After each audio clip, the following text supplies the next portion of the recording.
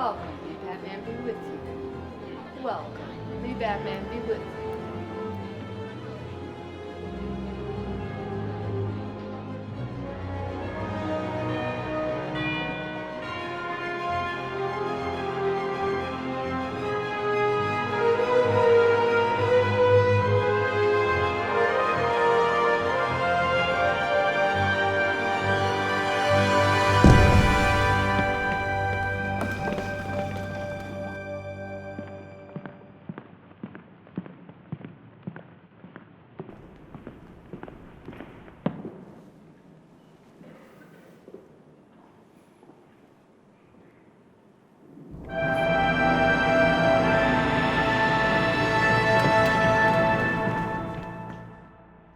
A reading from the book of Nolans.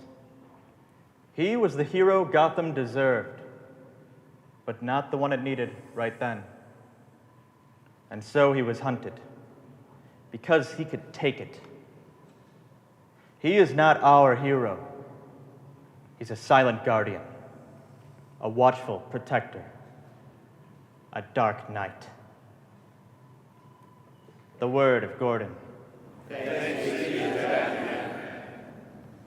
Na na na na na na na na na na na na na na na na. Batman, Batman, Batman.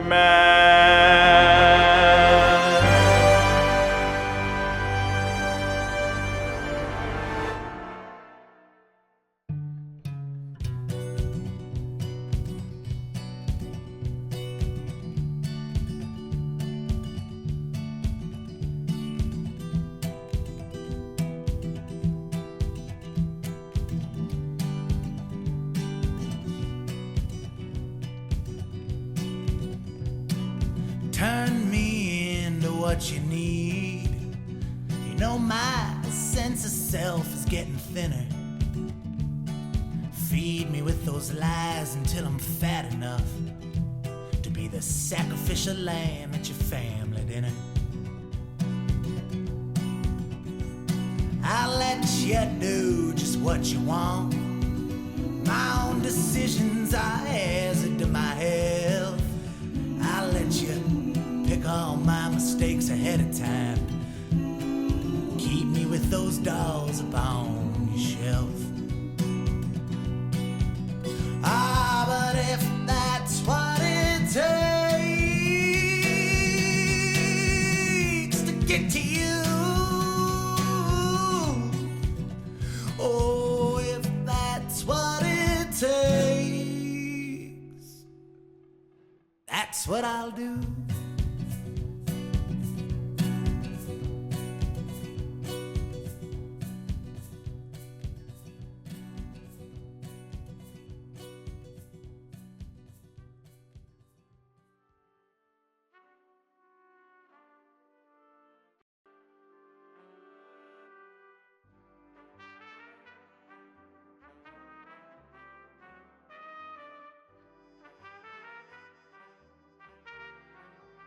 (1939), New York City, National Allied Publications. Following the smash success debut of Superman the previous year, 24-year-old cartoonist Bob Kane was called upon to design a new superhero to build on Superman's success. Together with writer Bill Finger, Kane created Batman, who joined Superman in being two of history's very first superheroes. A new breed of mythological heroes possessing superhuman or magical powers, fighting evil in distinct costumes, often in order to disguise their true identities. The Amazing and Unique Adventures of the Batman debuted in May of 1939, Detective Comics number 27, and Batman was a hit. With people clamoring for more, Kane, Finger, and others continued putting pencils to paper. One of their first orders of business, coming up with Batman's origin. 2 pages in issue number 33. The young Bruce Wayne's wealthy parents get gunned down in a stick-up before his eyes, and he vows to avenge their deaths, becoming Batman, who became the main face of the Detective Comics series just 2 issues later in 1940. 1940 also saw the introduction of Batman's sidekick, Robin the Boy Wonder, as one of the first of many popular recurring support characters in the Batman lore. 1 month after that, Batman was given his own self-titled comic book series while continuing to appear in Detective Comics as well. Issue number 1 of Batman famously introduced 2 of Batman's most well-known nemeses, the Joker and Catwoman, who was originally referred to simply as the Cat. Batman continued to enjoy popularity throughout the 1940s and 50s, going from a quarterly publication to a bi-monthly publication to 8 times a year to eventually a new issue every month, with 2 film serials along the way. And the lore continued to grow. Batman was placed in Gotham City, the Batmobile designated his mode of transportation, and he was introduced to new allies such as his love interest Vicky Vale and his butler Alfred, as well as new and popular enemies including the Penguin, Two-Face, and the Riddler. During this time, the Batman series moved away from the harsher realism present in the earliest comics by no longer giving him a gun or having him kill anyone, and further stepped into science fiction, giving Batman all kinds of unique gadgets and modes of transportation.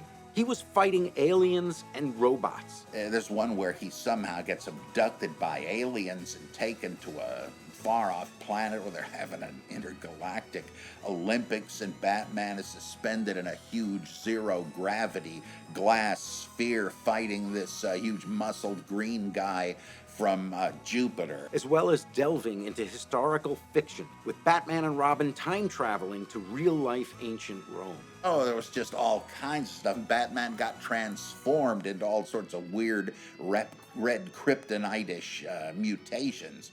And you wonder, wait a minute, who is this? What hero is this? Is this Superman who goes to different planets? No, it's Batman. By 1960, Batman was fighting alongside Superman, Wonder Woman, and others as a member of the superhero super team, the Justice League of America. Although going into the mid-1960s, Batman and Detective Comics sales had begun to slide, some changes in personnel and the release of the television series Batman in 1966 would send sales to new levels. Taking on a campy, upbeat tone with a tongue-in-cheek sense of humor, the TV series became enough of a success in its own right to influence the comic books, being responsible for the introduction of Batgirl as the teenage daughter of Gotham City's Commissioner Gordon. This re-emergence of success was short-lived, however, and after 3 seasons, the TV series was canceled and sales of the comics fell yet again. This prompted a back-to-basics approach in the comic books going into the 1970s. Meanwhile, Batman continued on television as an animated character, making wide-ranging appearances on a variety of cartoon shows, including the Batman-Superman Hour, Super Friends, and even teaming up with Scooby-Doo more than once in the new Scooby-Doo movies.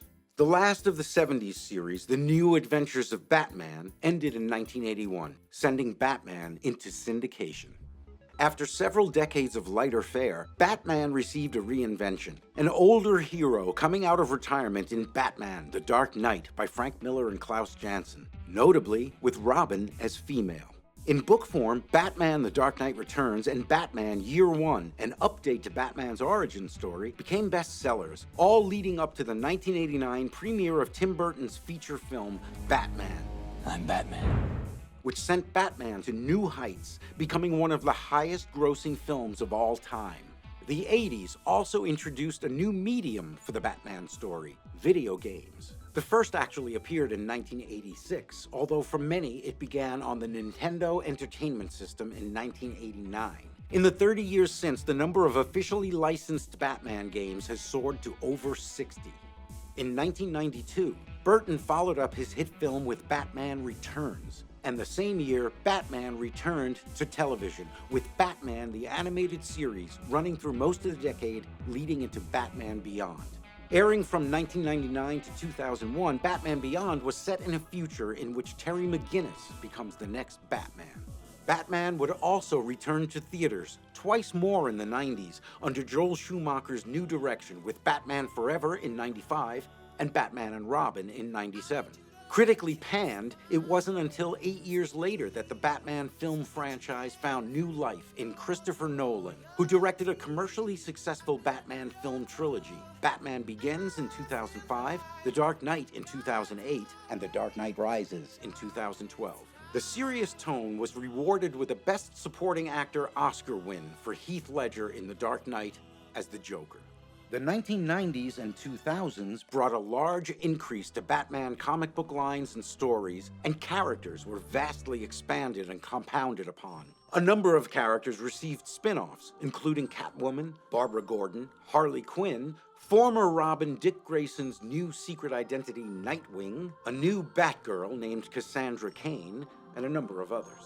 In Batman number 655, Bruce Wayne's son Damian was introduced to the storyline, becoming the fifth Robin in 2009. Batman Arkham Asylum was a multi-platform video game release hailed for its take on the Batman story based on the 1989 graphic novel of the same name. The series became the Guinness World Record holder for most critically acclaimed superhero game ever.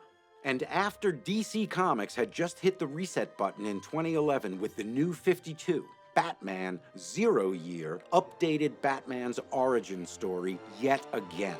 And only 5 years later, the New 52 were ended to make way for a whole new relaunch, DC Rebirth. In 2016, the film series moved into its next era, with Ben Affleck donning the cape in Batman vs. Superman: Dawn of Justice. Even a Lego Batman, featured in 2014's The Lego Movie, voiced by Will Arnett, was a popular enough version of the character to warrant his own sequel in the Lego Batman movie in 2017. At the time of the making of this film, it's been only 78 years since Batman made his debut in Detective Comics number 27. But in those 78 years, Batman has managed to maintain such popularity and capture the imaginations of so many that we've seen him presented in more different and contradictory iterations than years have gone by. All of which raises the question, with these different takes on Batman and all their varying levels of public support and admiration, and consistency for that matter, what exactly is the official take on Batman? What's the official story? And perhaps most importantly, for those of us who are after the truth, the whole truth, and nothing but the truth, so help me God, in our appreciation of the series, what is considered canon? Let's journey to the state of Wisconsin, outside of a little city called Milwaukee, where two grown boys are preparing their outfits for this year's comic book convention. Introspective man, the thoughtful hero. He uses powers of reflection and self-evaluation. He's the leader.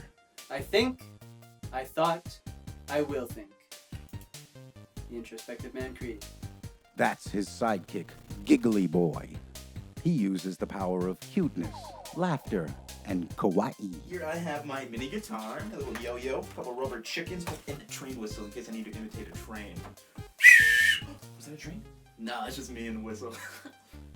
Together, they are Introspective Man and Giggly Boy, fighting for justice and truth against madness. In return, they ask no praise. They do it only for the people, they say. What I would say to any human citizens out there is to never be afraid to just stop and think. Sometimes all it takes for a little clarity is just a little THINK. And sometimes all you gotta do is LAFFF laugh. Yeah, what? Triple F.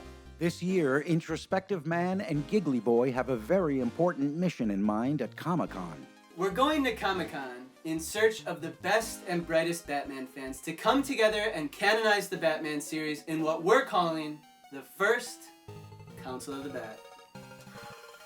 So lame. So lame.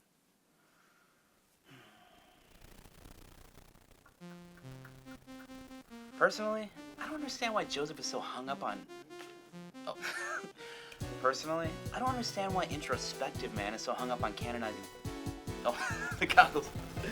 I don't know why Joseph is so hung up on canonizing the Batman series. Seems like a huge waste of time to me, but whatever it takes to get me to Comic-Con, I was willing to go along with pretty much anything.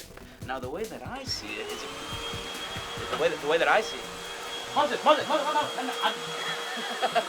Mom, I'm in the middle of an interview. Moses! Just one second. Mom, I'm in the middle of an interview. But not all is well in the world of Introspective Man and Giggly Boy. Apparently Apparently somebody thought it would be funny last night to prank me by putting a giant green question mark on the lawn made out of used green cups. Who would do such a thing? There's only one being evil enough to have done such a sinister act. I refer to my arch nemesis, Matt Ott. But you know what, Matt Ott? Listen here right now, you son of a bitch. Let me tell you something. This time... How do you know it's Mad Ott? Because... Alright, giggly boy. It's always Matt Ott, alright? Okay. Always. Well, maybe it's the Riddler. Alright, the question marks are kind of his signature after all. Yeah, Matt Ott knows that we're doing the Batman thing, so he thinks it's be funny to fuck with us. But you know what, Matt? Fuck! God. Looks like the boys are off to the big city now, to Comic-Con, to assemble the Council of the Bat.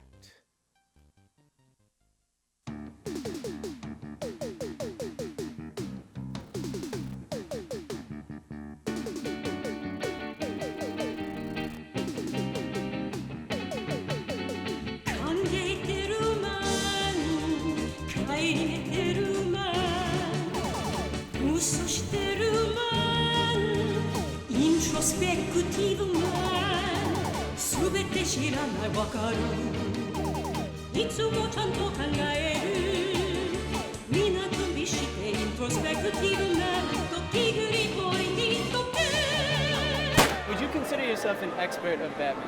No. Is this something you feel that you could potentially contribute? Nah, I don't think I could. Well, I don't know if you're an expert on Batman or not. Not really. You might be a Batman expert. Maybe. This is the card. There's a Gmail. I'm wondering, would you consider yourself a Batman expert? 港見して Introspective man ときぐりボーイにとけ I think we got what we came for.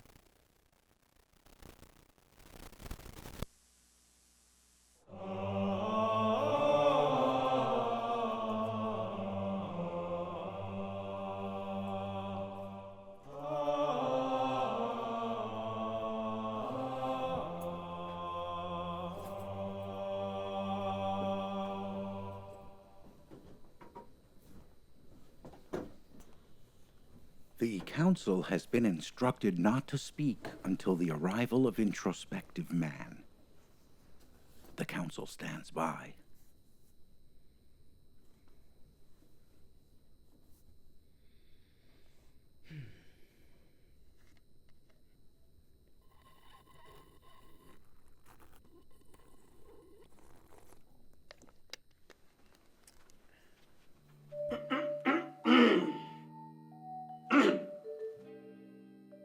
Something tells me things are about to get batty. I'm Introspective Man, and sitting among you all along has been my sidekick, Giggly Boy. You have traveled here from far and wide, near and far, from New York to Craigslist. Welcome to the Council of the Bat!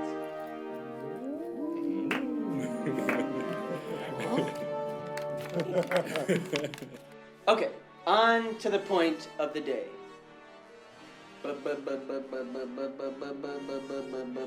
Batman. Over the years, Batman has seen many versions, many authors, many takes. Some good, some great, some not so great. It's time we settled the debate, which is why we have gathered here today, the world's best and brightest to do so. I speak of only Robert Bobbin Sky, Colin Steve, Joan Elliott, Ryan Nelson, Eric Pitcher, Jade Scafade, something short, Kenny Somerville, and Mikhail Grizz. Citizens, today we will be placing all 78 years of Batman into a single canon. What's in, what's out. No easy task. Nobody said it would be. But I know you can do it.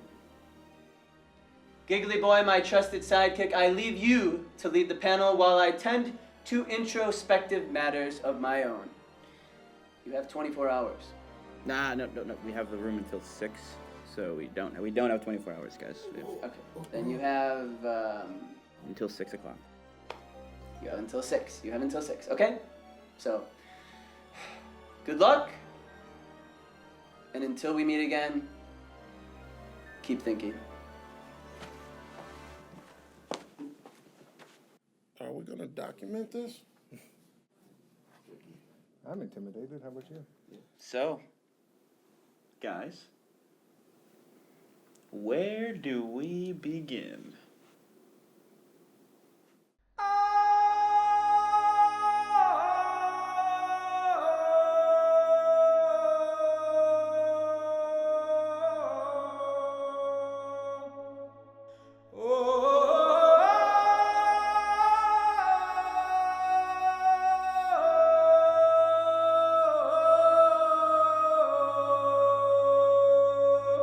'52 CE, Greece, the house of Priscilla and Aquila, approximate.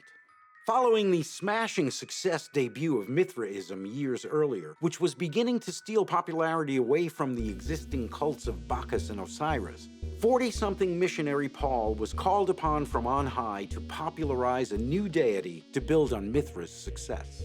Together with missionary Timothy, Paul created the earliest surviving written testament of Jesus, who joined Mithra as two of history's latest and greatest savior gods, a classic breed of mythological heroes possessing superhuman or magical powers, fighting and preaching against evil, often disguised as mortal men who undergo sufferings or struggles to triumph over death.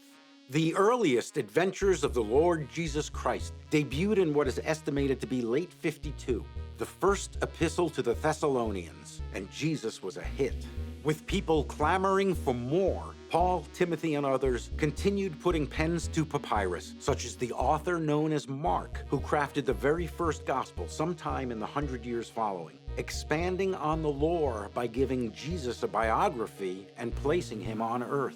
During this 100-year period, the Jesus series moved away from the abstract symbolism present in the earliest epistles of Paul by no longer placing him in the celestial realm of visions and cosmic events. It stepped further into parables, allegories, and the fantasy adventure genre. Jesus was given all kinds of cool powers and abilities, such as walking on water and multiplying food, fighting sinners and demons through exorcisms, as well as delving into historical fiction with Jesus meeting Pontius Pilate or being chased after by Herod the Great. In Mark, the earliest gospel, you got Jesus appearing on the scene as a man. He's endowed with the Holy Spirit, does miracles, and so on. We start with a gospel that seems to be completely allegorical from start to finish. Jesus was a carpenter and he dies by a nail and hammer.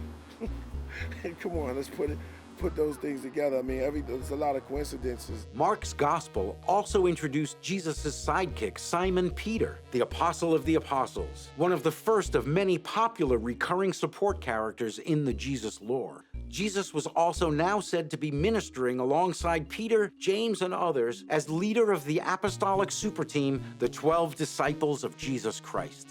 More Gospels, offshoots of Mark, would soon emerge with the Gospels of Matthew and Luke. They served as alternate takes on the biography of Jesus presented in Mark, in some cases lifting exact passages, while in other cases expanding the lore or changing details to fit their specific agenda.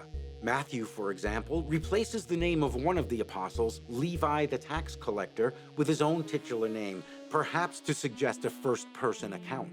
They all include different tales, and it should be more consistent than that. Even if you put down the degree of error from witnesses, you should still have more cohesion than you get. They're each kind of arguing with each other over time, and they're unhappy with the original gospel, so they keep rewriting it. Another important order of business not taken care of by Mark, coming up with Jesus' origin. 2 chapters in the Gospel according to Matthew. The divine Jesus of Nazareth is born to the Virgin Mary, becoming the Son of God who became the main face of the Christian movement as it emerged over the following decades. Their popularity prompted the author of Luke to write a sequel to its gospel, expanding on the lore of Jesus' team of followers in Acts of the Apostles, or simply Acts as it's commonly referred to among fans. The exact dates of authorship for Matthew, Luke, and Acts are unknown, much like Mark. But without mass media or widespread literacy, it is highly improbable that they were written any sooner than a decade or more after Mark. You've got to allow a decent amount of time for Matthew and Luke to have used Mark. They must have gotten a hold of it, and of course they couldn't have gone to a bookstore and gotten it. It would have taken a bit of time. In general, literacy was not widespread. In terms of someone who was able to pick up, for example, a gospel and read it, when you're looking at that kind of thing, maybe 5 to 10% at most of the populace would be able to do that. But the authors of Matthew and Luke were among those who could, and the lore continued to grow. Jesus was placed in Nazareth. A donkey designated his mode of transportation, and he was introduced to new allies such as his mother, the Virgin Mary, and his female companion whom he rescues from demons, Mary Magdalene. A passing character in Mark's Gospel, expanded on by Matthew and Luke, she was later retconned into Mark to include these details in what's known as the long ending that appears in the Bible today. This era also saw the introduction of new popular enemies, including the Pharisees, Judas Iscariot, and a readapted old Jewish favorite, Satan. Of course, without there being anything like a copyright on Jesus literature, as the cult of Christianity began to spread, so did the number of people writing about Jesus. And they gave their own versions of the story and complicated things even further. In fact, we have Paul complaining about people preaching other Jesuses, other Christs, other Gospels. There's whole epistles written by Paul that Paul refers to in his letters that we don't have. With all these competing Gospels and epistles going into the 2nd century, it was the release of the Gospel according to John that would send followers soaring to new levels. John took on a campy, more fantastical tone, with a tongue-in-cheek sense of humor, illustrated by Jesus' newest miracle, turning water into wine to save a wedding party. The new gospel became enough in its own right to influence the other gospels. It introduced Lazarus of Bethany as the man Jesus raises from the dead, changing up the story on why Jesus is prosecuted by the Pharisees. We're not talking about minor quibbles and eyewitness testimony variations like, oh, Mark says that Jesus wore a red t-shirt and Luke says he wore a blue t-shirt. No, we're talking about, and Jesus raised a guy from the dead and that's why he got in trouble with the Pharisees. Or Jesus did something else completely different. The Gospel of John depicts Jesus so differently, and his teaching so differently, and the order of events so differently. It's really hard to imagine this is to be taken seriously as a historical source. The words of Jesus sound just like the words of John the Baptist in the Gospel of John, and just like the narrator of the Gospel of John, and just like the writer of the epistles of John. So what does that tell you? It's like a Woody Allen movie where everybody sounds like Woody because he wrote all their parts. During this time, with the success of John and its more colorful tales, we find dozens more Gospels being written. Authors set out to expand on the stories of Jesus' childhood and other adventures of the apostles. Some could be considered remakes, others sequels or prequels. We know the titles, at least the titles of about 40 different Gospels. The Gospel of Peter, for example, doesn't just improve on Mark and Matthew's and Luke's story, but it has Jesus coming out of the tomb, growing to 500 feet tall, and the cross coming out of the tomb and talking to us. There's the Gospel according to the Hebrews, and the Gospel according to the Ebionites, and the Gospel according to the Nazareans. These all seem to be different versions of Matthew. You have the Gospel of Thomas, where Jesus is much smarter than what you get in the actual canon.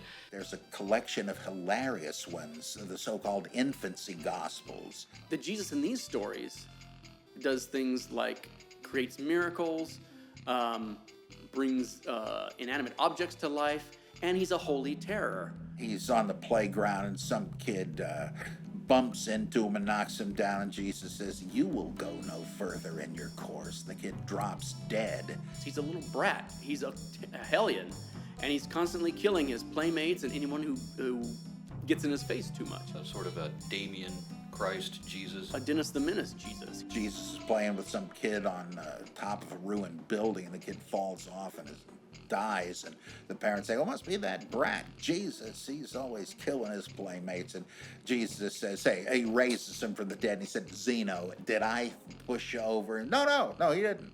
Stories of young Super Jesus when he was growing up in Smallville, or should I say, in Nazareth. Joseph is in the carpenter shop, and he's such an incompetent boob, he can't get the legs of a chair he's making the same length. But Jesus comes in and fixes it, and it's hilarious stuff, and I think unintentionally hilarious. That stuff remained very popular, and a couple of stories from that are in evidence in the Quran. And although it wouldn't be until the 7th century that Jesus appeared in Islamic texts as Isa, within the roughly 150 years following the authorship of Paul's first epistle, at least dozens of different gospels and other writings on Jesus were already composed. And while textual clues, references to contemporary events and writing styles can imply the order they may have been written in, it's difficult to even place what is agreed to be the first of them, the Gospel of Mark, which could have been written anywhere from the 60s and 70s CE to the mid-2nd century. The Gospels are not mentioned by any church writer for sure until Irenaeus, the Bishop of Lyon in Gaul. He's the first one to refer to the ones we know of as 4 Gospels. And when's he writing? Around 180. I think it's not unlikely that the Gospels were written just before that. We're even more in the dark for the non-canonical Gospels than we are for the canonical Gospels, and we barely even know when the canonical Gospels were written. We know they were just written sometime. You can't just take the earliest possible date for it and say, well, that's when it was written. You see why people do, though, because they want to narrow the gap between Jesus and the Gospels. When Irenaeus hit the scene as the Bishop of Lugdunum in Gaul, it had been just over 100 years since the approximate release of the first epistle to the Thessalonians, which is where Jesus made his literary debut, as far as we can prove. And in those 100+ years, Jesus had managed to maintain such popularity and captured the imaginations of so many that we saw him presented in more different and contradictory iterations than years had gone by. Which raised the question, with all these different takes on Jesus, and all of their varying levels of public support and admiration, and consistency for that matter, what exactly was the official take on Jesus? What was the official story? And perhaps, most importantly, for those of us who are after the truth, the whole truth, and nothing but the truth, so help me God, in our appreciation of the scriptures, what was considered canon? I don't know what the word canonize means. Basically just means like what is established, like this is the reality of this character or this universe, its history, its established history of like what is accepted to be true. Okay, well, that's easy. It starts with Thomas and Martha Wayne. Everybody knows it's Thomas and Martha Wayne have to die for the Batman to become who he is. That's the tragedy of the story. That's where it sets them off, the domino effect. Right. Well, unless we're talking Flashpoint Batman. Right. The canon-making instinct to control the dissemination of ideas and beliefs through an approved, let's say a list of approved writings and, equally important, of disapproved ones. This is not unique to Christianity nor required in a religion, because in Buddhism, for instance, you got all sorts of scriptures, but different movements and sects within it have their favorite books. Jacob! Reuben! There we go. Oh. This might make things a little bit easier for you. And this is going to be a lot of work. To aid in their decision-making, the Council has been provided visual graphic representations of the various installments in the Batman series in its first 78 years. Something down to me. I don't care. Anything. Oh, this is a big one. There's a lot of them in there, guys. If anybody wants to, you guys don't have to feel, you can... Can we all agree that Catwoman can just be thrown out? Say that you don't acknowledge it. So everyone? I don't acknowledge that. Give me some background on it. All right.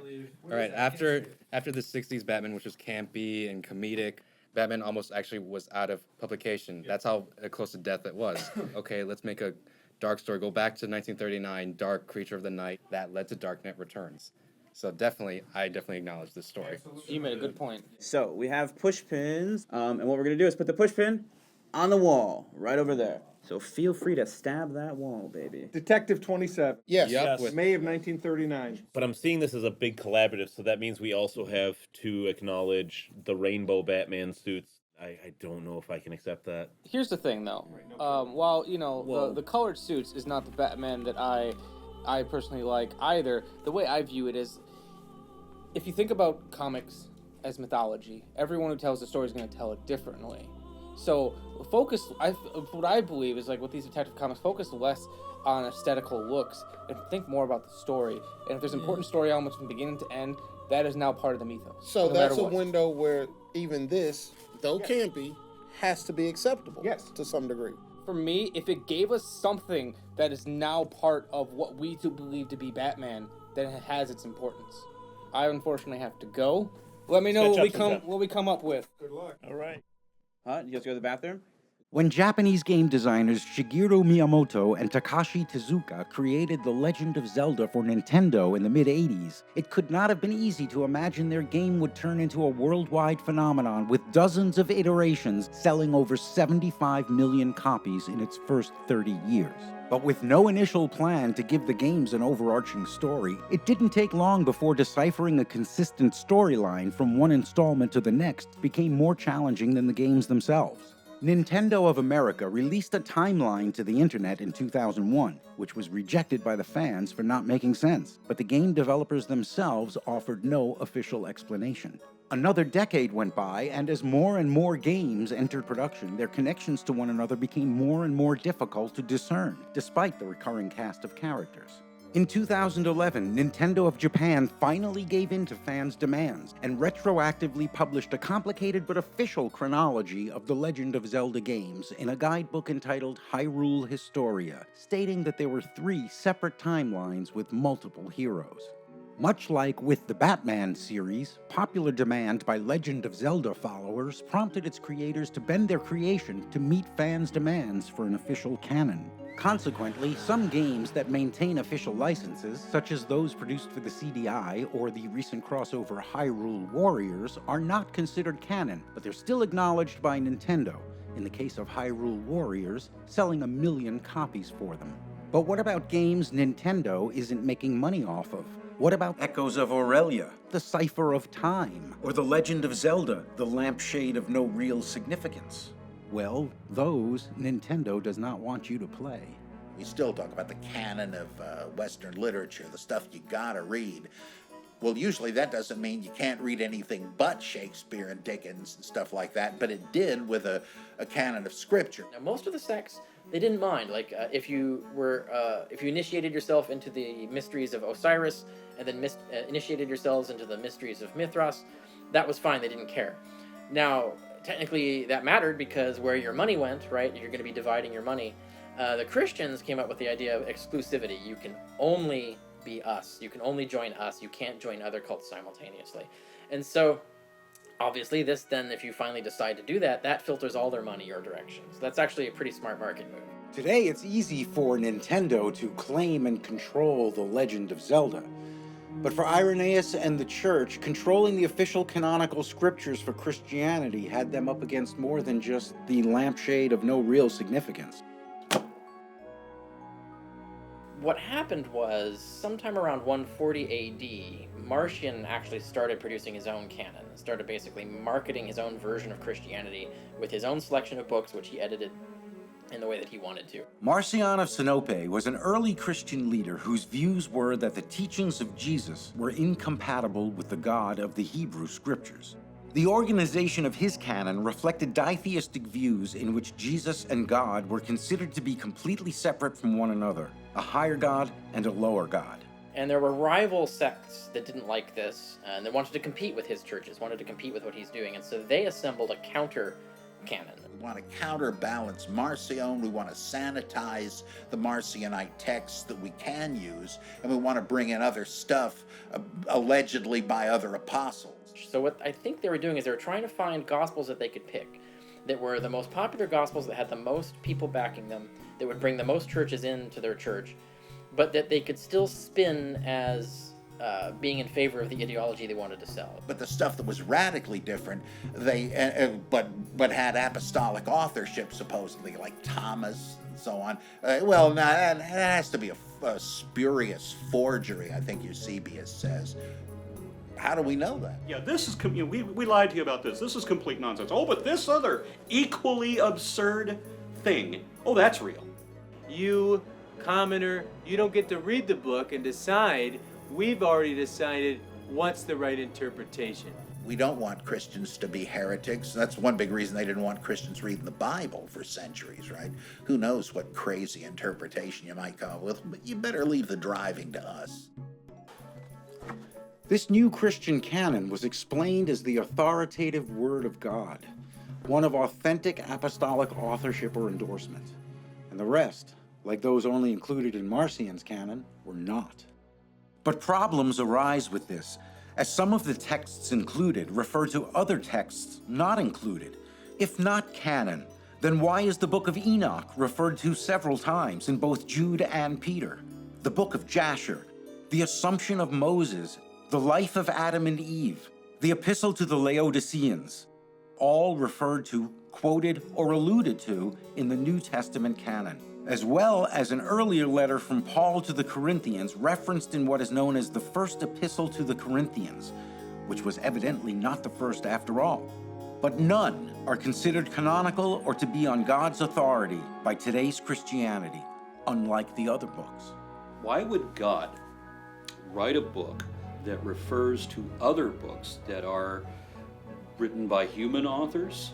I mean, why would God make a reference to a human author? Or if those books were written by God, then why aren't they in the canon? Why does the book talk about those other books and tell people to refer to those other books if they're not part of canon or were intended to be part of canon? So they left stuff out. They left whole letters out. They left sections out. And the question is why? Why would they do that? And I mean, that's very suspicious generally when you see that happen. People are actually making their own decisions as to what stories they want in there, and there's no telling what arbitrary reason they might pluck one out. If we're talking about stuff that we can easily drop on the floor, Justice Unbalanced here, which I'm seeing for the first time, but I'm seeing that it's apparently created by the Learning Company. Toy Man. Canon or no? We do not accept acknowledge Batman and the Toy Man, that. Batman Nevermore, Batman and Edgar Allan Poe. I think that's a quick trip to the floor. Yeah, Are we? Yeah. Superman and Batman versus vampires and werewolves. I can't imagine a world where Batman the Lazarus Syndrome audiobooks are canon. DK1, yes. DK2 and 3, I'm not so sure. I would just cut it off. DK1. I'd save it. The New Adventures of Batman. Do we consider that canon? Let's take a vote. Okay, so raise your hand if you think it should be considered canon. All right, so majority rules on that one, right? No, that's half. That's split. That's a split vote. Yeah. So he didn't vote at all. Abstained. So you can't abstain. You're the tiebreaker. You are the tiebreaker. I believe I can speak on behalf of all of us when I say we do not acknowledge Scribblenauts Unmasked, a DC Comics adventure. Because I don't want to toss that and then we saying fuck Talon. No, Talon will still be in the Court of Owls. All right, get his ass out of here. I say we should cut off one of those and stick that on top of one of them. We do not acknowledge the Lego Batman series. We'll call it. Yeah. I'll accept it, but I just want us to be careful of how much bullshit it is. Batman, Robin, The Boy Wonder, Frank Miller, and Jim Lee's take. Oh, out. But it has Joker having sex with some chick with a dragon tattoo on his back. We do not acknowledge the Teen Titans TV series. And that means y'all getting rid of everything Dick Grayson? No, there's plenty. There's plenty. Trust me. All right. It kicks ass. There is no jump button. That just really bothered me. That's more of a gameplay mechanic. Exactly, it's a gameplay mechanic. Right.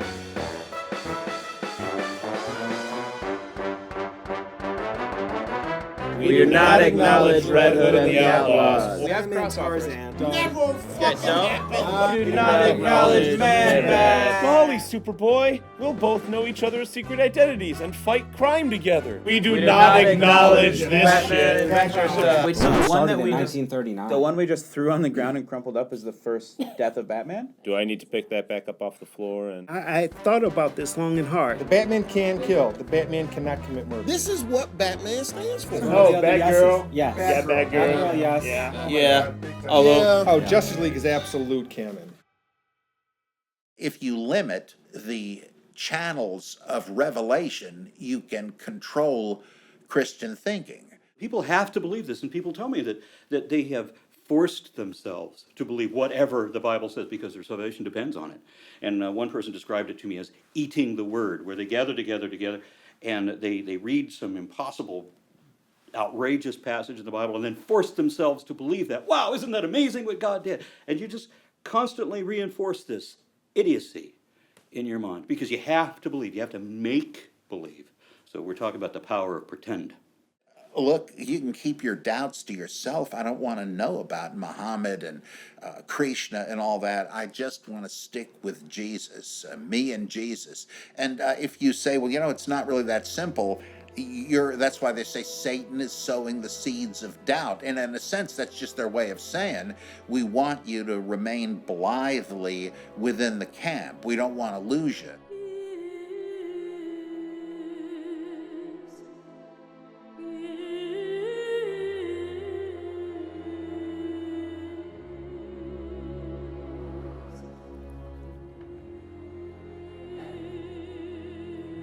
Father, yes, son.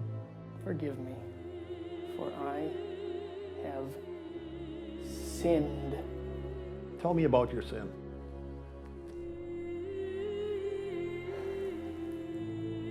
I read a Spider-Man scripture book.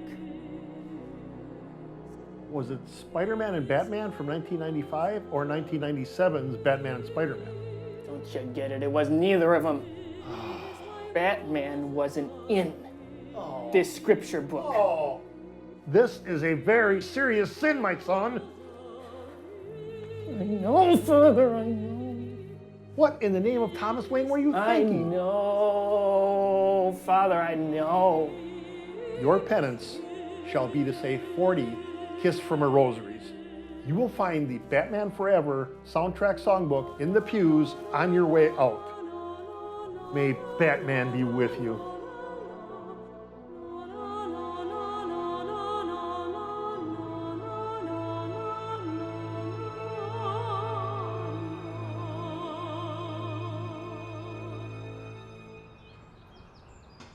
I got kicked out of my house when I was young, and that's when I just really started picking out, just reading the Bible, because I felt like, oh, okay, well, nobody else loves me. Maybe I should start going to church or start getting into church more. Maybe I need to get myself right with God and things will get better.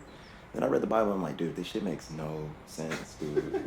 I started reading the Quran too, and the similarities are actually you'd be surprised like how similar they are. You'll just read them and you're like, dude, there's so much bullshit, so much. Many Muslim scholars, when they talk about Christianity, they talk about the Trinity. It's so crazy idea, right? They talk about how is that even possible? And yet they believe that Muhammad flew on a winged horse from Jerusalem. You just call this crazy. This is the word of God. It's this is not negotiable. So even when they don't understand, people like Pakistanis and Indonesians, they don't understand Arabic, right? But they have to pray in Arabic. And when they pray, the direction of the prayer has to be towards Mecca, which is in Saudi Arabia. That creates this very strong, identity that we're all one people and we're the best people. But unfortunately, everybody else seems to think the same. Every other religion says we have something that other people do not. Well, I went to a Kadiwa special service, and the entire service was about don't follow the rest of the world. Don't follow this bad generation. You don't need higher education as long as you have your membership in the church. Right. Don't be like the rest of the kids who think being gay is cool. I mean, that's literally what it was. And everyone was, and they're all my age. And they're all saying yeah. I'm like, what the heck is wrong with you people? I think the moment you're able to question it, the moment all the ideas start breaking apart. I think the power of religion has always been community, I think. It's always proactive with religion too, where, that's why they pushed so hard for baptisms really early, for Sunday schools, for any type of children's worship services, anything like that, because they know you're going to have those doubts anyway. Everyone does, even the most devout religious have the doubts, but then they try to train you right away to have this apologetic for this one, for this reason, to answer this question. Right. And by then, it doesn't even bother you anymore that it doesn't make sense because, like you said, you have the community. So why bother care about what they're actually saying? I'm happy here. They try to get you to put down roots as much as possible right from the get-go. And in my experience as a former Jehovah's Witness, it was about isolation. So they don't want you to have friends outside of that community. And so your entire social circle is within the group. And when you have that kind of connection to your community and it's connected to your belief system, to question your beliefs causes existential panic. Because if my beliefs aren't true, then this is all fabricated and I'm going to lose everybody. I'm going to lose everybody if I don't keep believing this. When you decided you didn't want to be Mormon anymore, what challenges did you face? I mean, it was pretty similar. You know that you're about to bring shame to your family and you're about to lose everybody. And you kind of want to lie to yourself that that's not true. They still love me, but they just can't associate with me because, I no longer believe, and they have to believe that means that I've been infiltrated by the devil. That's just kind of, so I had to move, pick up and start your life all over again. I was disfellowshipped, so I was kicked out. Everybody that I thought was my friend quit talking to me. So having true friends now is really awesome.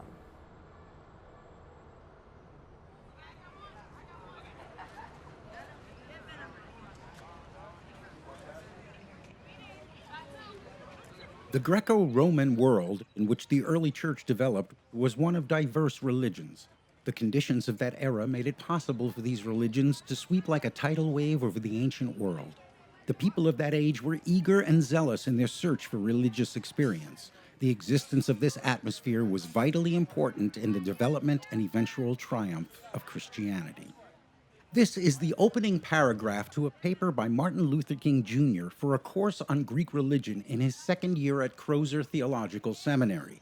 In it, he identifies the many fundamental likenesses between Christianity and pre-existing religions and cults and how that came to be, calling Christians the heralds of another mystery religion and Jesus the Lord of the cult. King goes on to explain, after being in contact with these surrounding religions and hearing certain doctrines expressed, it was only natural for some of these views to become a part of their subconscious minds. When they sat down to write, they were expressing consciously that which had dwelled in their subconscious minds. Borrowing was not only natural, but inevitable. King's essay was given an A, an exceedingly good paper.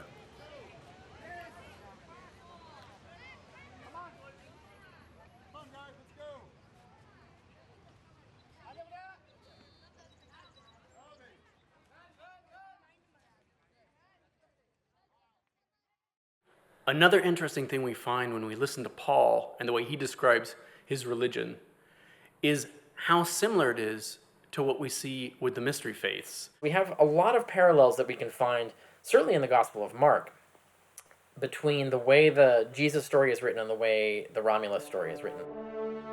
Romulus was the mythical founder of Rome, said to be the son of the god Mars, born to a Vestal virgin, who ascended into heaven to become a god after his death. The legends surrounding Romulus became central to the story of Rome's origins, and traditions and cults began to form around him, all hundreds of years before the onset of Jesus cults and Christianity. And this Romulus story was not only written and popularized throughout the Roman Empire, but it was celebrated. They actually had passion plays. There was the Passion of Romulus that were acted out every year in these festivals. And they would act out the fear and confusion of people at the vanishing of his body, and the names of the people that ran away at the discovery that he was missing would be read out. And it would be performed probably in every place that the Romans had a presence. This mingling of these religious memes and tropes and ideas was unprecedented at the time. So maybe that's where the concept comes from, you know what I mean? That maybe they saw, similar deities. This is taken from so many different religions, different regions, different perspectives, and it's just all kind of crazy glued together. If you look at the individual stories of the Gospels, virtually every one of them, I can think of one possible exception, look like rewrites from the Old Testament, specifically the Greek translation, because the Greek wording in the Gospels sometimes is exactly the same. So the people around Christianity reached back into Judaism to connect their religion with something much more ancient. They're actually transforming the stories to make them the way they want the stories to be, and their hope is that their new revised stories will replace the old ones. One of the surest ways to sell an ideology in the ancient world was to claim that your source was a god. And in a way, their sources were gods, just gods that were other people's ideas before them. And so it occurs to me that why would God create his son to be a sequel to a human idea? They're rewriting the values of the Roman message, and they're taking the Romulus story and rewriting it into a Jewish story, and then throwing in their own particular value spins on it. And that's an example of how they were transforming these traditions, merging them with Judaism, to create something that they believed was superior. The cults that would become Christianity were not the first, nor would be the last, to take existing rituals and myths and modify them to their own era and cause. I think a lot of people don't realize that the teachings of Islam correspond very much to Torah-observant Christianity. Like Christianity before it, Islam arrived on the scene roughly 600 years later to be an improvement on the existing religious practices of the time. Today, it has converted nearly a quarter of the world's population into identifying as Muslims. And much like Christianity, it came on the authority of God, this time delivered through the Prophet Muhammad in a book known as the Quran.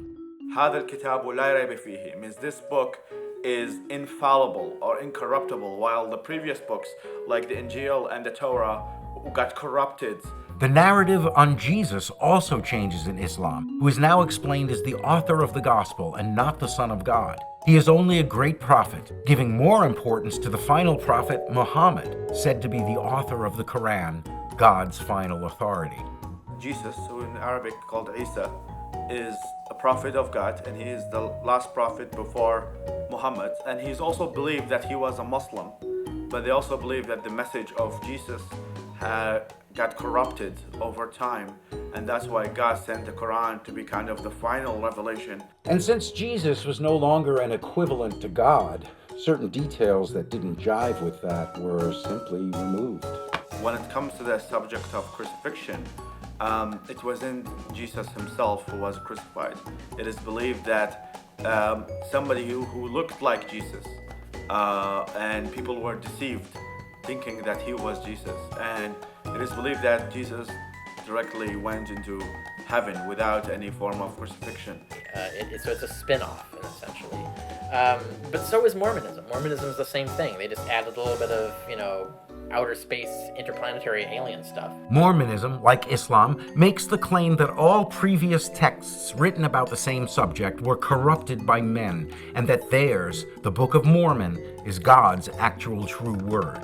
It's the exact same analogy we have with the mystery faiths and with early Christianity. It added tales to appeal to a 19th century American audience, such as Jesus traveling to America after his resurrection.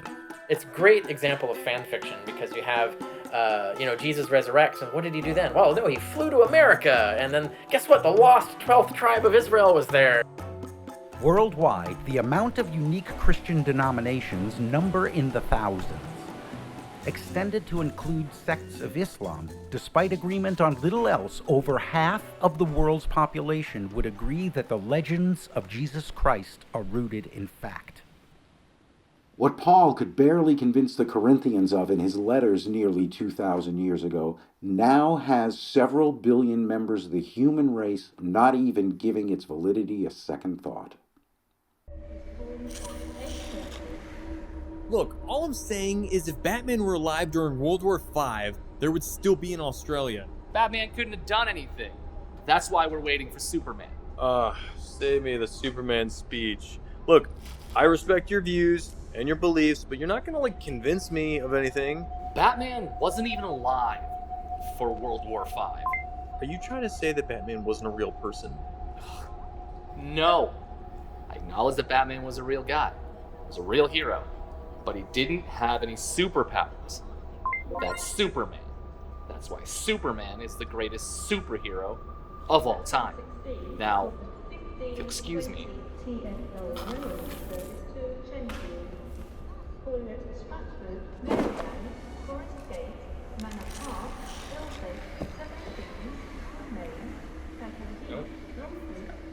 John's that way.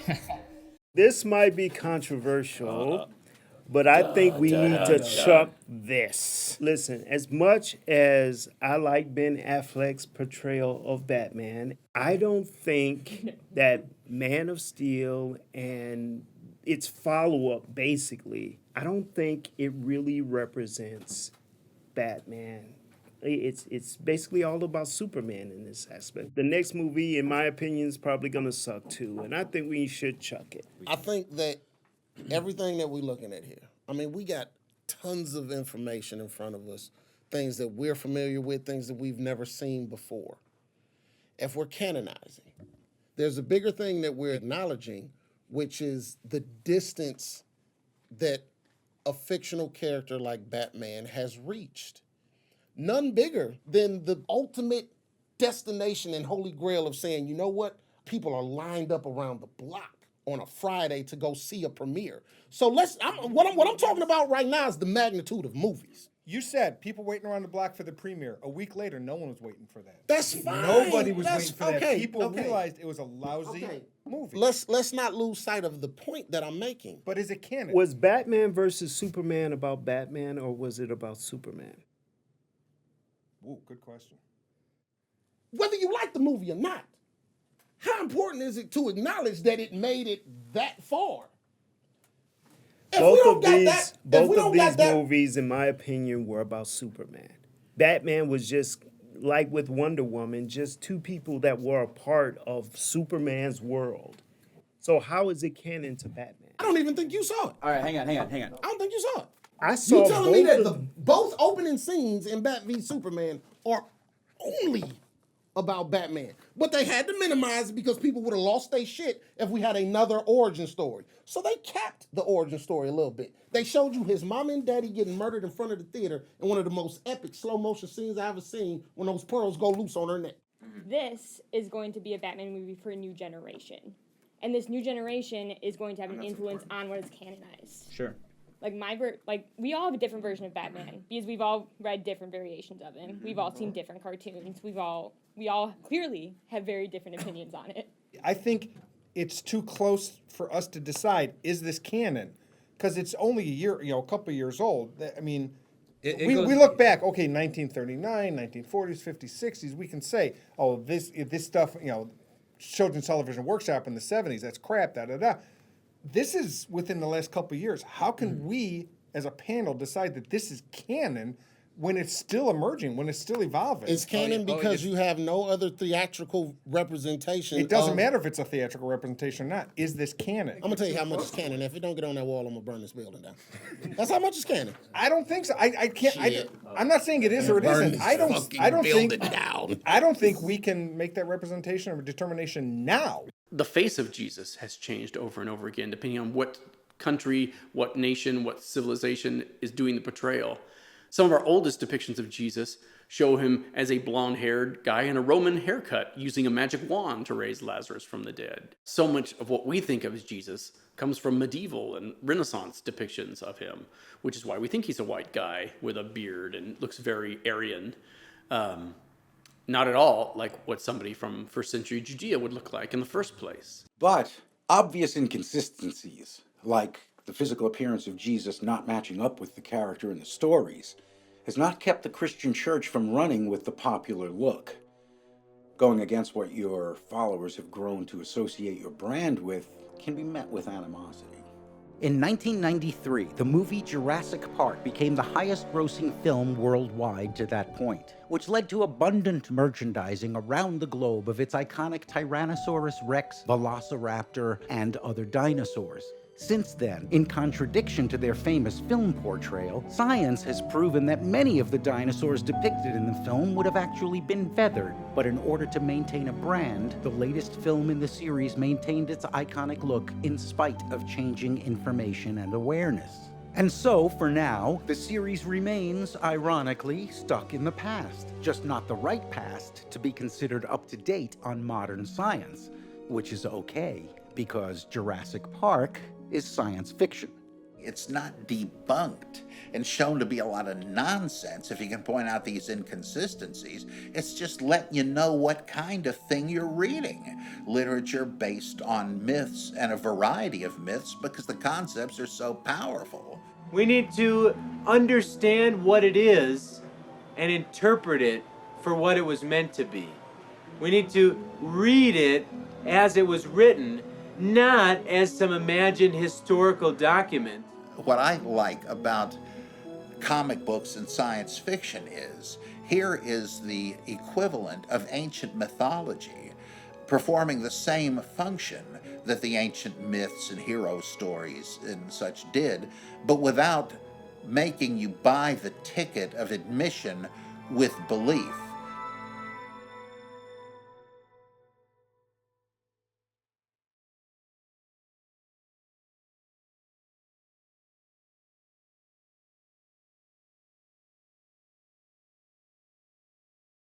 When I was 8 years old, I had a real hard time believing in Santa Claus and believing that reindeer could fly and believing that Rudolph could somehow make his nose glow.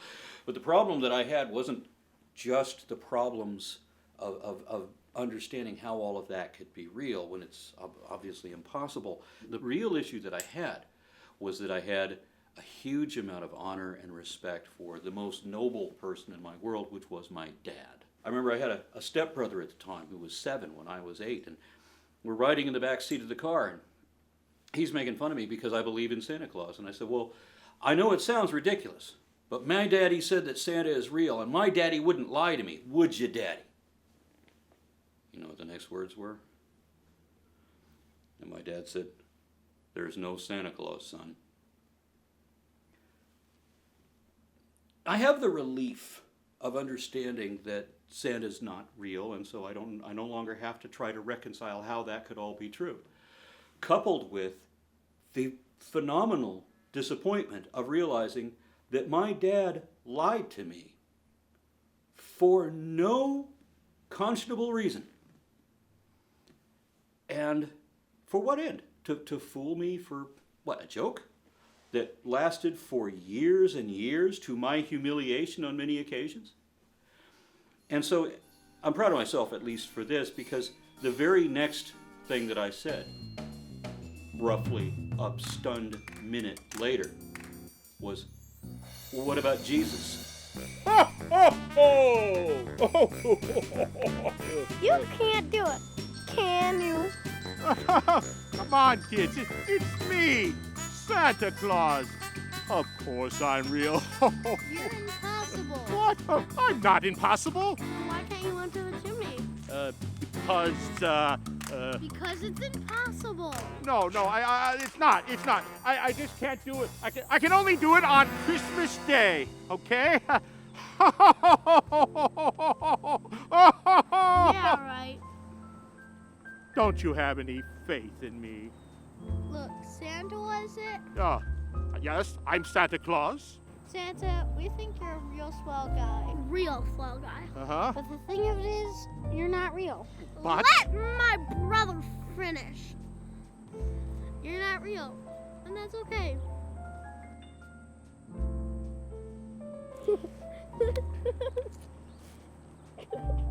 We can make you be a good little boy by giving you the Santa Claus thing, and then we can do the Jesus thing for the exact same reason, but on the adult scale.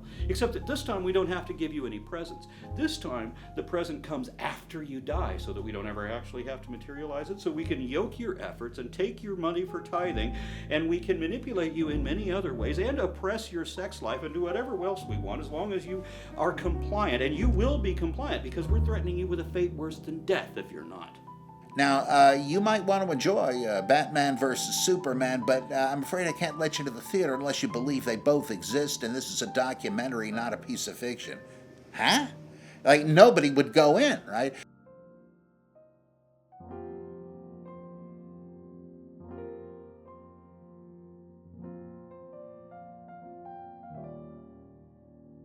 centuries before Christianity, there was this author by the name of Euhemerus who wrote this book called the Sacred Scriptures, the Sacred Writing, Sacred Inscriptions, in which he claimed that the gods Zeus and Uranus were actually historical kings who were deified. Now, of course, this wasn't true. Zeus and Uranus were celestial gods, had always been. But the point is that he created a biography for them, created a history for them, made them historical. He took gods, plucked them out of the celestial mythical realm, turned them into historical people. In early 19th century England, the Luddites were a group of weavers and textile workers concerned with being replaced by machines who sabotaged and destroyed machinery in protest. The Luddites took their name from a man named Ned Ludd, who was said to have smashed apart 2 knitting frames, setting off this movement. Except there was never a Ned Ludd. No birth records, no newspaper mentions, nothing. So it appears that this Ned Ludd didn't exist. He was a myth that was spread around to sell this idea of this anti-technology movement. And eventually that wasn't enough to just have this story of this hero. They had to flesh it out into a whole gospel, essentially, this whole biography of him, to base their movement on. And then, of course, people just assumed that he was therefore a historical person. He became historical, even though he wasn't historical originally. And we suspect this same thing happened to King Arthur. Just as Euhemerus had inserted Zeus and Uranus into history by inventing a biography for them, famous figures like Aesop, King Arthur, and Ned Ludd were likewise euhemerized into history as leaders or authors of their particular movements or works. And Zeus and Uranus were far from the only gods and deities to receive such treatment. The Egyptians did it with Osiris, the Romans with Romulus, and even the more modern, though lesser-known cargo cults of Melanesia, which arose upon contact with more technologically advanced cultures in the late 19th century, developed their own historicized saviors, John Frum and Tom Navy. So this idea of starting with this mystical revelatory concept, or this myth or this legend, and then turning that into a historical person with a complete biography, it's happening again and again throughout history. It seems to me that's where Christianity came from, and not only does it not require a historical Jesus at the beginning of it, after all, does anybody think there was a historical Krishna or a historical Mithras or a historical Dionysus? Not the last time I looked. Why must there have been a historical Jesus?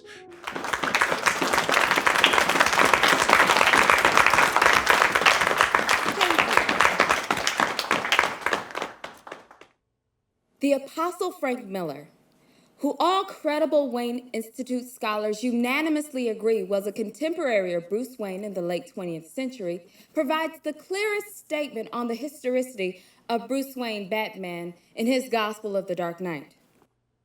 I refer to a statement by a Gotham City reporter referred to as Lola on what she cites as the 10th anniversary since Batman's last sighting.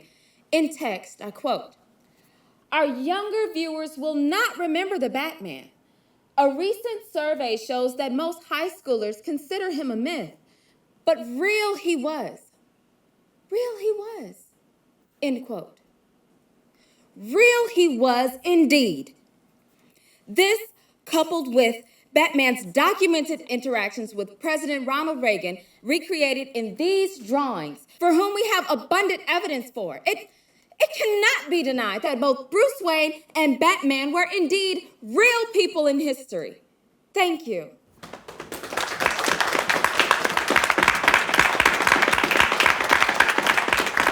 Thank you, Margaret. And now we'll hear from the robot-carrying Dr. Richard Carrier's surviving brain, the CarrierBot 9000, for a rebuttal.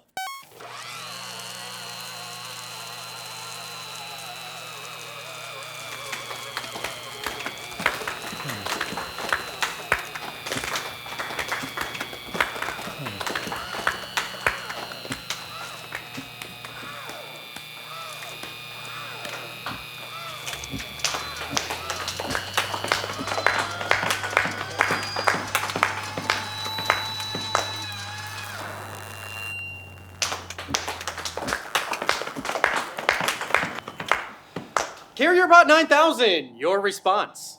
Red hot, stir us. She is red hot, stir us. Red hot, All right, well, while we wait for that to print, here's a word from our sponsors. But first, was Margaret batty? Or was it CarrierBot 9000 who was running a dated OS? Will CarrierBot 9000 have enough ink and paper for his rebuttal? Or will Margaret be the first one to bat cave? All this awaits when we return. Same bat time, same bat channel. What I found right off the bat that raised a red flag for me is how little contemporary evidence we have for Jesus at all in the first place. And secondly, how dodgy and questionable that evidence is. Yeah, it's curious that to know what God thinks, it's always one isolated guy or a couple people that have to go up a hill or into a secret room or whatever, and they get to hear alone what God said. No one else gets to hear it. No one else gets to see God. And then they come back and report what God said. That's dead suspicious. It's laughable. It's laughable. Why don't you say, therefore, aliens? Just like the guy in the History Channel. Herod the Great and Caiaphas and Pontius Pilate and Herod Antipas and so on. These were well-known figures. They certainly existed. They're attested in Philo and Josephus and other places. But have you ever heard of historical fiction? He's withering fig trees, he's walking on water, he's feeding thousands of people with, magic spells. I mean, it's, the sun is going out for 3 hours over the whole earth, and, there's all of these things are happening. The Gospels read very much like myths, but what especially sets them apart from histories of antiquity is that historians typically identified who they were and why you should regard them as an authority, and who their sources were. None of them claim to be eyewitnesses, none of them read like eyewitnesses. Just because you can pass a civics test doesn't mean that Paul healed people with his handkerchiefs. This is a fundamental difference that makes myth out of the Gospels, makes the Gospels look like myth rather than look like history of the time. And that's a really significant difference when you combine that fact with the ridiculous nature of what's happening in the Gospels. We don't have Aramaic sources. We don't have original depictions. We don't have eyewitness accounts of anything that happened to Jesus. What we do have are stories being told about a figure who matches up point by point with all these other savior gods at the time. Using surviving records and texts, the closest thing we have to a genesis for Christianity is Paul's first epistle to the Thessalonians, written at least 2 decades after the supposed lifetime of the Jesus described later in the Gospels. In Paul's correspondence, there are no references to any of the biographical details present in Mark, Matthew, Luke, or John, nor does it present any biographical details of its own. Nor are there any references to any other existing referential materials on Jesus, only reports of visions, spirit communications, and hidden messages in the ancient scriptures. His authority as God, not having witnessed, known, or even heard of Jesus secondhand. There are no birth records in Judea, no Jesus, no Jeshua ben Joseph, no court records, no mentions alongside Pontius Pilate or Herod the Great, no mentions of miracles or miracle workers by any witnesses of any kind until after this one letter by Paul. As Moses allegedly received the laws for the Jewish people from God when he was alone on a mountain, Paul learns of Jesus in a vision while alone as well, just as Muhammad receives a visit from the Archangel Gabriel while alone, and Joseph Smith by the angel Moroni while alone. As a matter of fact, hang on.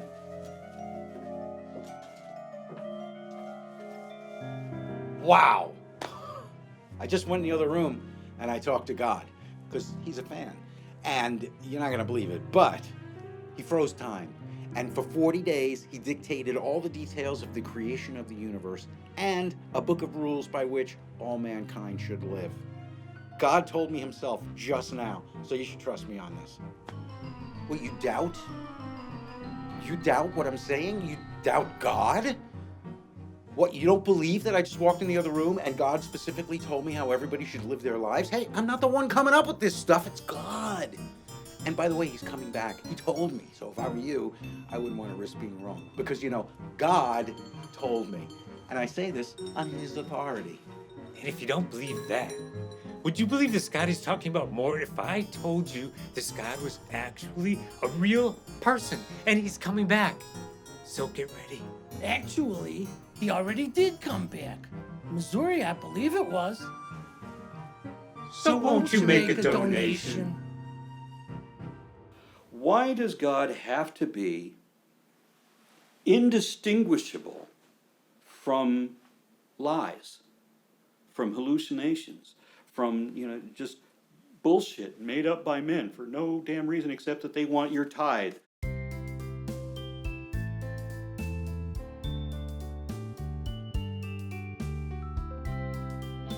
The Super Friends, the Scooby-Doo movies, the Children's Television Workshop. Yes. This stuff right here. This I stuff agree. not only didn't add anything, it subtracted. A total disrespect to the bat. So, can we all Also, agree? Casey Kasem was Robin. Casey Kasem was Robin. I disagree with that because I grew up watching a lot of this stuff. The Batman Power Hour and the Super Friends, and I knew it was cheesy then. All it did was it made me want to learn more about the characters. No offense at all, but that's bullshit. You don't need. That's not bullshit. You get there through a different vehicle. You still get. No. You have to add in the cartoons. You have to add in the You movies. still get there. Justice League is Super Friends with a different name. Well, hold on. He said something that really piques me. He said, I watched these, and it made me want to look into Batman further. Exactly. Which means this didn't satisfy him. It started with this. That doesn't make this canon. It does. It's part of the evolution. But that means all of this is canon, because it all happened. No, That's not true. all True. influenced And that's where I've been trying some of it is, Could the PA, Batman anyone? mythos and iconography survive without this garbage? Yes. That's why I don't think that this Is it damaged with it? No. Listen, if you're not a fan of Scooby-Doo, that's fine. You know, Albert makes a very good point that this made me more interested in finding out more about Batman. But you know what you ultimately have to do if this is a portion of your influence at any point at an early age? You have to then unlearn. And though it might be entertaining as fuck and it make your cereal taste a whole lot better, you know what? At the end of the day, you gotta one day then tell yourself, and you can still be a kid when you tell yourself this. You have to tell yourself that was bullshit. Do they add to the mythos the iconography and the mythology of the Batman? Not one bit. I agree. Does it get kids interested in looking at Batman? Potentially. But, it's like, here's the Batman mythology, here's the stair step of the Children's Television Workshop. It brings kids, it's kind of like the gateway drug. This is weak. These characters are weak. These are lame. These are silly. Batman's picking up Marvin and Wendy in the Wonder Twin, whatever it is. They're not looking at Batman. I know, you guys are stepping on his heart. With what introduced him to the rest of the world, what expanded him, and broadened the minds of kids as they grew up and started to evolve, he grew up and evolved to where he is now. So, in the same way that I watched Batman and Robin growing up and watched all the cheesy cartoons, I started to get more in the comic books. I started to love the character. Part of knowing Batman is knowing his history. So what makes me personally love Batman so much is that he evolved with me. He grew with me, his character grew with me, and all of the cheesy cartoons, movies evolved along with me. And that's what made it so awesome. And that's why, I've liked him from the very beginning. That's why he's been around for 75 plus years. People can, everyone can have their opinion, that's cool. But when it comes right down to it, the things that excited us as children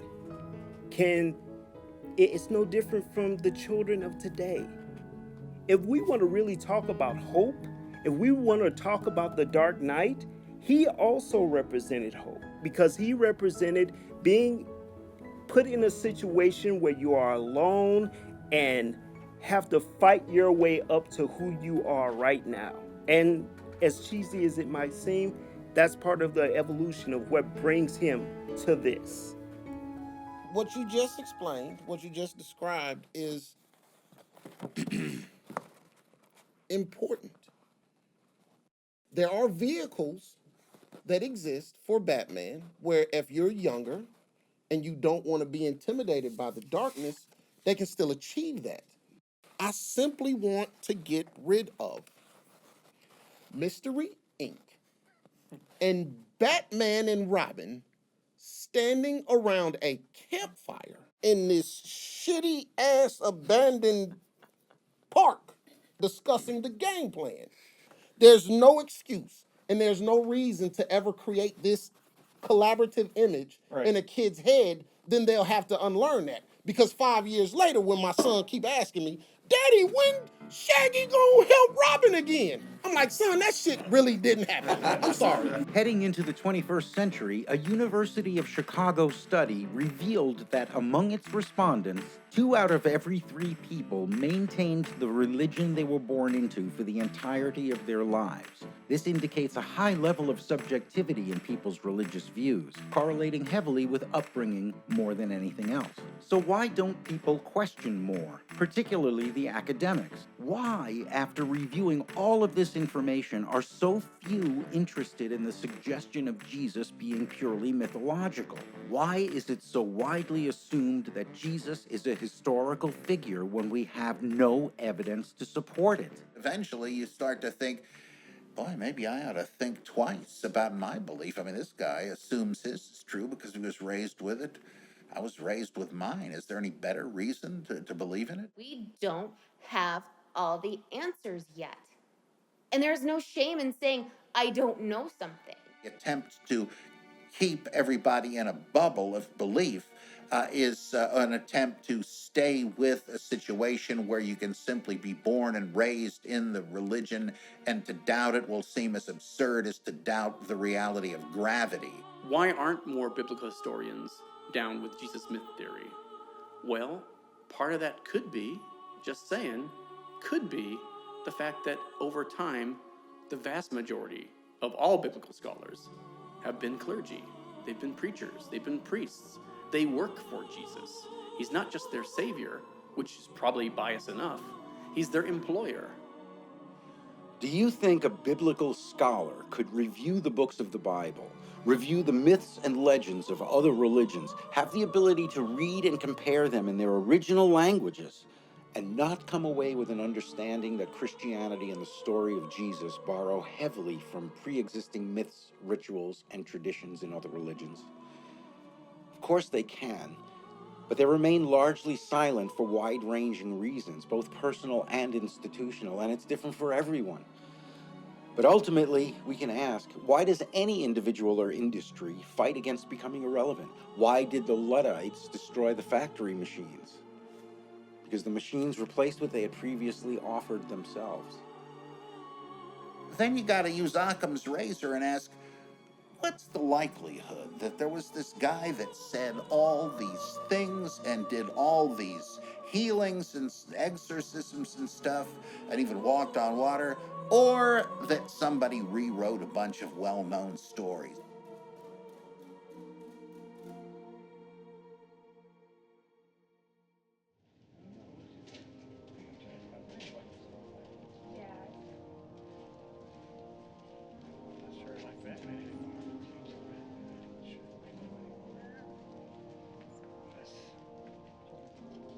CarrierBot 9000 is awesome. CarrierBot 9000 rules. I can't believe we used to believe in this Batman myth. We're smart.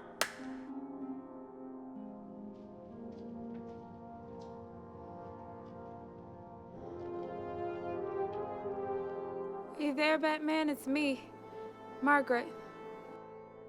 I couldn't convince anyone you were real today, but I know you're real. I don't care what anybody else says. Margaret. Batman? No, don't turn around. Just listen. I'm not real. What do you mean? You're talking to yourself. But I'm talking to you, you're... Bat Priest. There is no Batman. Only people like me and people like you. If there is no Batman, then who'll redeem mankind and save the faithful? I believe Batman will. But you just said you don't think he's real. If he was, he's not here now. I certainly don't know enough to say if he was or is. But I still believe he'll save us. That is my belief. If you don't believe he's real and you can't communicate with him, then how? Batman is not a person to me. It's an idea. That's what's real. You need Batman, he's here for you. You need a person, they're all around. Just don't confuse the two.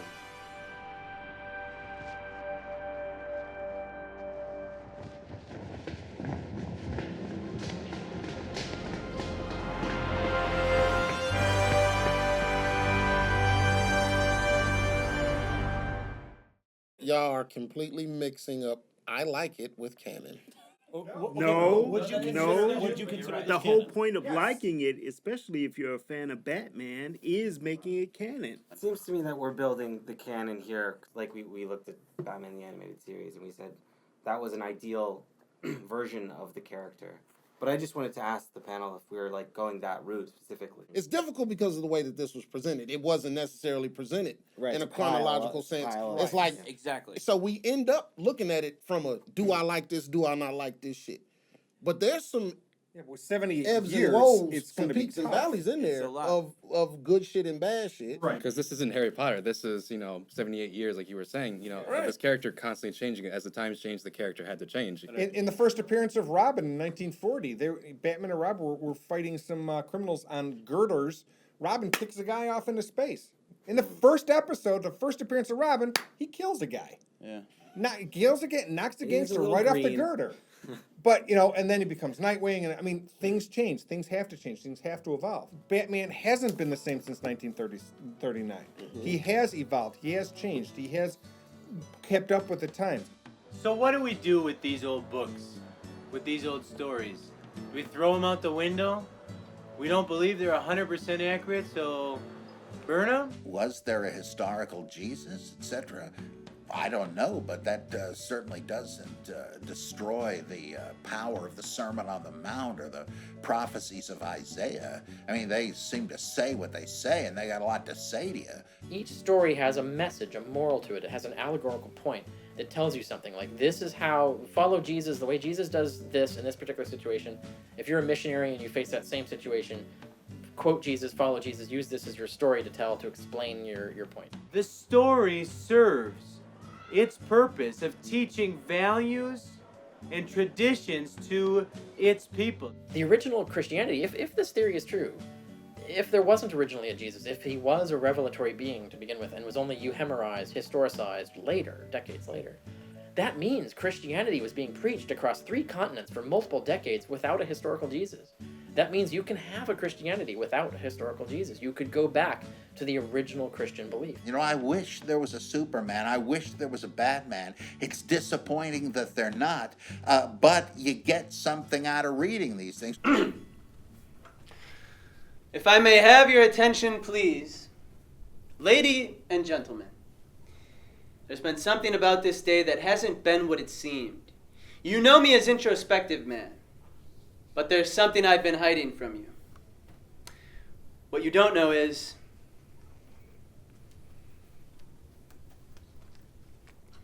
it was me all along, the director of this film, Joseph Richards.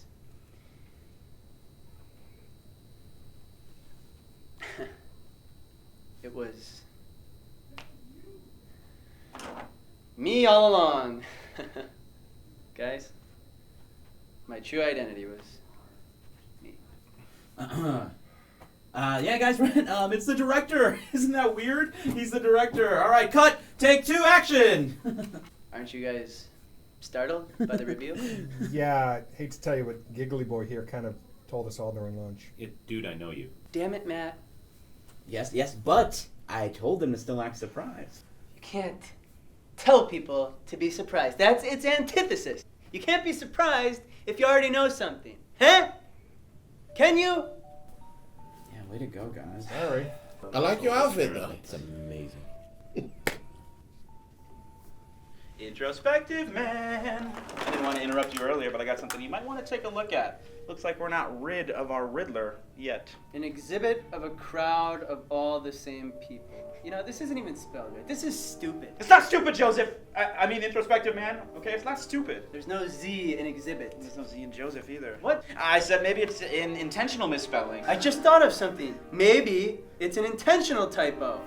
A mirror exhibit. Yo, dog, I heard you like mirrors, so I put a mirror inside your Holy Inception, giggly boy!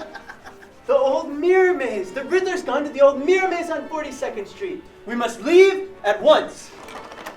Wait, so you're the director, or are you guys LARPing? Well, no, we're we're like superheroes. Well, no, not really. Kind of. No, we're not we're really. superheroes. Yeah, we're superheroes. Do we need to clean up this equipment or anything? We got just Scooty. We got Scooty. Bye, guys.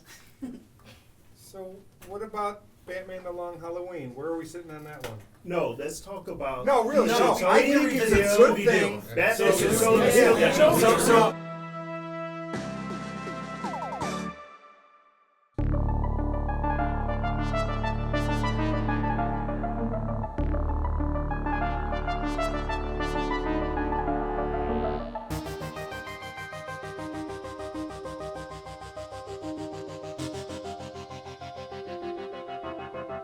Well, you couldn't accuse the Riddler from shying away from the dramatic.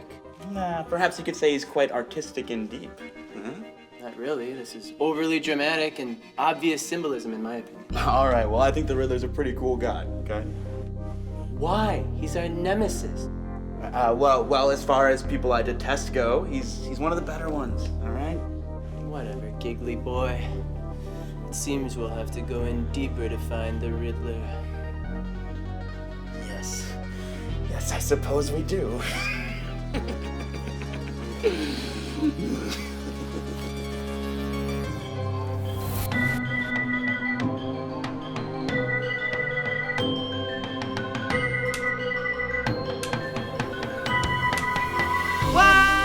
Giggly boy! Trapdoor, I should have known! Wait, Giggly boy, I see you crawling, I'm here! Oh, shit. Ah! I'm being dragged! Giggly boy!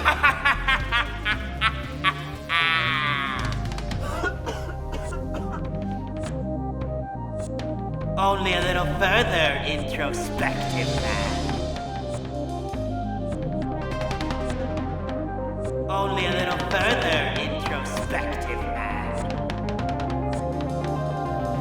Only a little further, introspective man.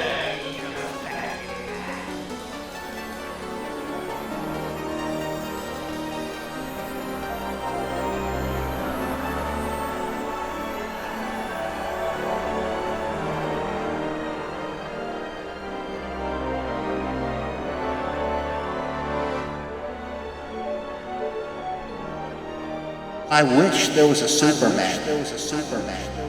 I wish there was a Batman. It's disappointing that they're not.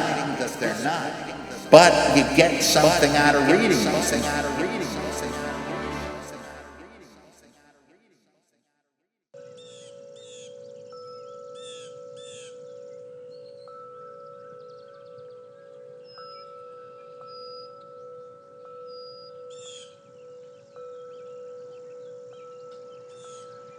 People invented religion to get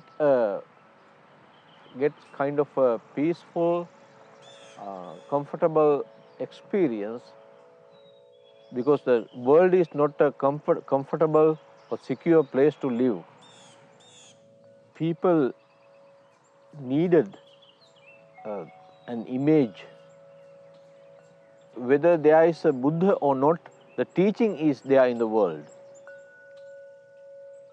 The major force behind everything in the world, in the universe, is the impermanency, constant and continuous change. Always we are biased. We are bound to the good or to the bad. We become judgmental. We judge ourselves as someone unique or someone special, and judge the other people. Believing is not enough. Enlightenment is not enough. Learn to be peaceful.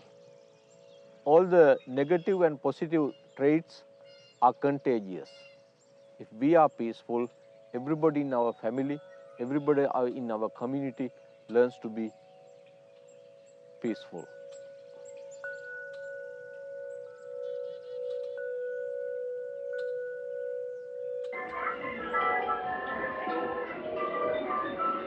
Well, well, well.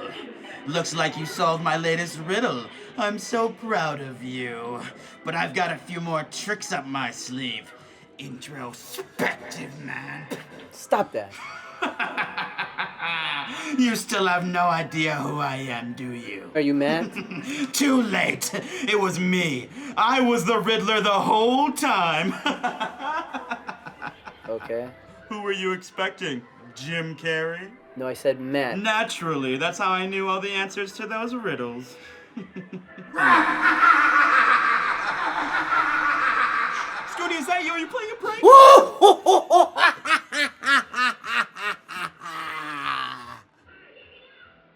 Wait a minute, there's a Riddler here already? Well, for fuck's sake. Joker, what are you doing You know here? what? I'm not doing this anymore. I had a whole thing in mind. I'm not going to go into it now, but just know that it's completely ruined if there's already a Riddler here. Maybe we could team up? Huh? No, forget it. I'm not doing it. Can you smoke in here? Anyways, I've given you many riddles, introspective man, but now it's time for an answer. Impossible. What? You think you can canonize the Batman series, but it was never meant to be canonized. It was never intended to be one work, and it never needed to connect and make sense. Okay, You... that's not the point of the film, Matt. I know that. I knew that. That's the point. The idea is that we are we're comparing and illustrating the evolution of mythology over time by using the modern example of the Batman series to illustrate how the character of Jesus came to be what he is today. Something like that, okay? You know what? I gotta go wash this makeup off. I can't. This is it's starting to itch. Wait, who are you actually? This is Paul Provenza. He narrated the film. Paul Provenza. Where do I know that name from? Well, I hosted the Green Room. Did all the late night talk shows, things. Stuff like that. No. I'm more of a sitcom guy. Harry and the Hendersons, Hang with Mr. Cooper. Were you in any of those? Empty Nest. You a fan of Empty Nest? Oh, huge fan. Do not remember who you are though. I was there.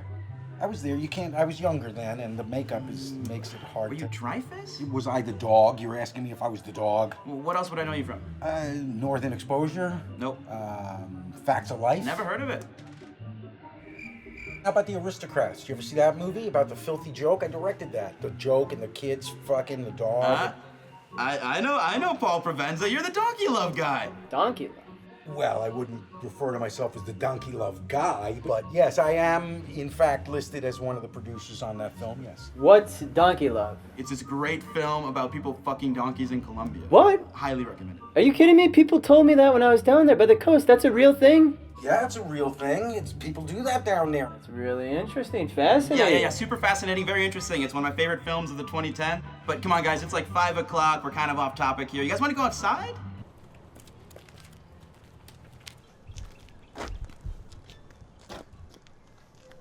Sometimes people just make shit up. Yeah, and now it's ruined. So thanks, Joseph. You know, Matt, even though you made it clear earlier that you completely missed the point of this film, sometimes people just make shit up. Yeah. That about sums it up.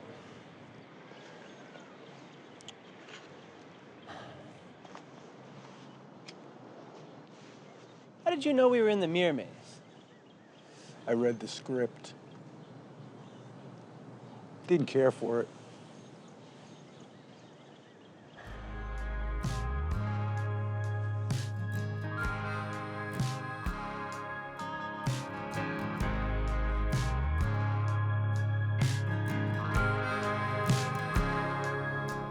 I don't want to feel better.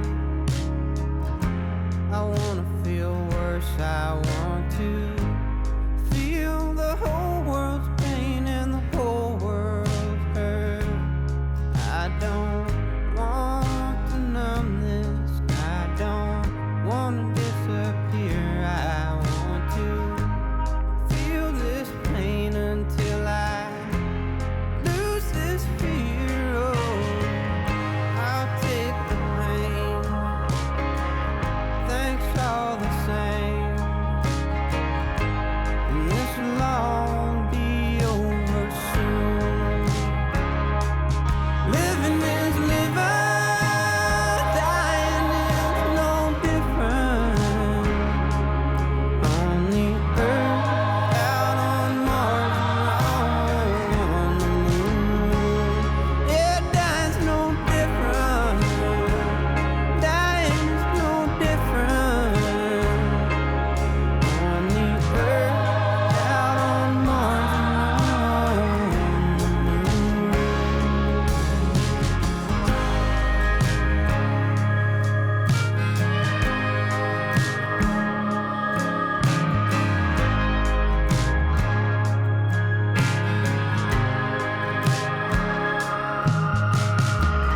I got this list of what ought to be. I've got my white knuckled fists, death gripping fantasy.